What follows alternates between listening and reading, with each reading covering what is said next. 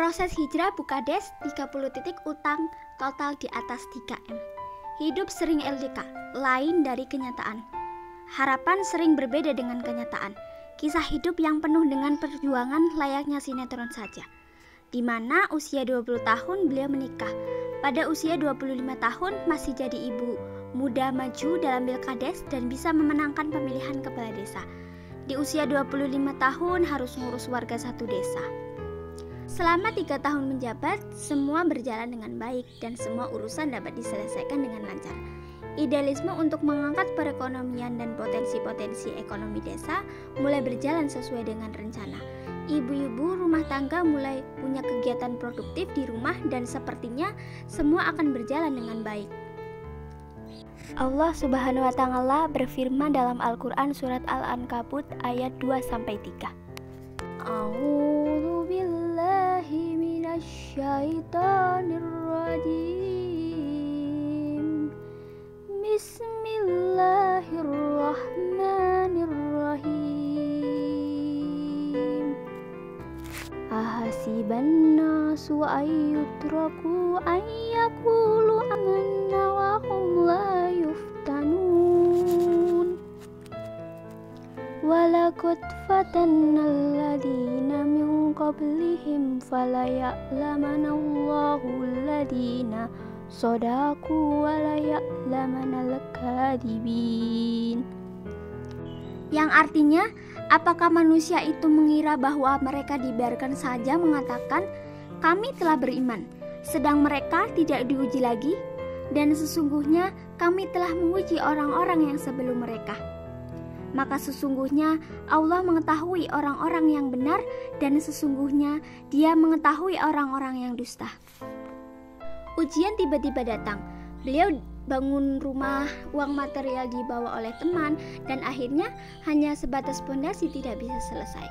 Kerjasama dengan teman, uang miliaran dibawa kabur, dan ini mulai jadi titik awal keruwetan keuangan. Dalam kondisi panik finansial seperti ini, dengan minimnya ilmu dan belum siap mental, maka mulailah gali lubang pinjaman. Hampir semua bank sudah dipinjami, jaminan milik sendiri sudah sekolah semua, dan sudah pinjam jaminan milik saudara, paman, bude, serta sepupu. Bisa dibayangkan saat itu dalam usia sekitar 29 tahun harus ngurus utang yang begitu banyak. Masih harus administrasi desa, ngurus kepentingan warga, termasuk semua warga curhat masalahnya ke beliau. Padahal beliau dalam kondisi panik finansial yang luar biasa. Akhirnya semua utang macet semua, sudah tidak ada jaminan lagi untuk gali lubang baru. Pilkades berikutnya beliau gagal.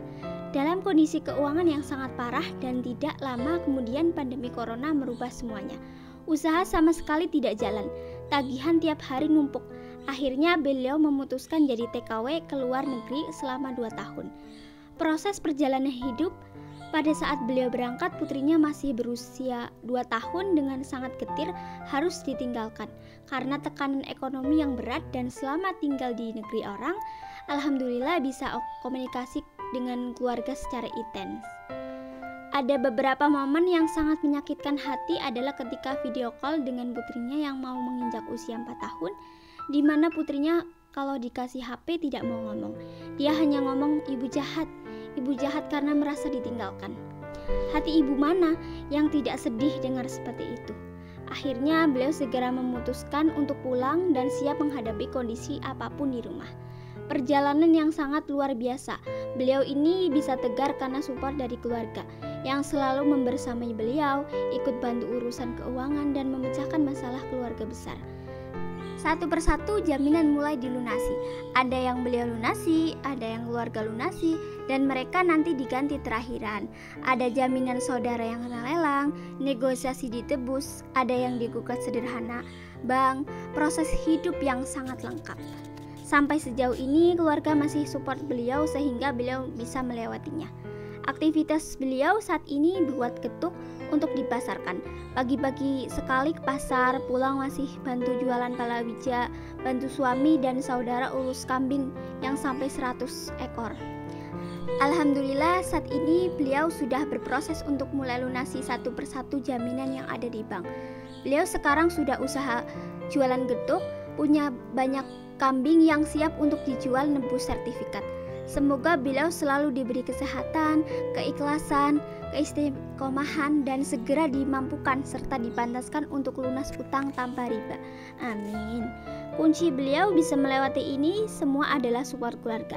Bagi yang keluarga belum sevisi, masih saling ribut, ayo segera ikuti agenda kebut.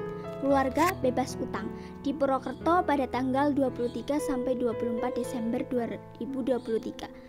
Semoga kita semua senantiasa dilapangkan rezeki, dilancarkan urusan, diberi kesehatan dan rezeki yang berkah untuk segera lunas utang tanpa riba. Amin.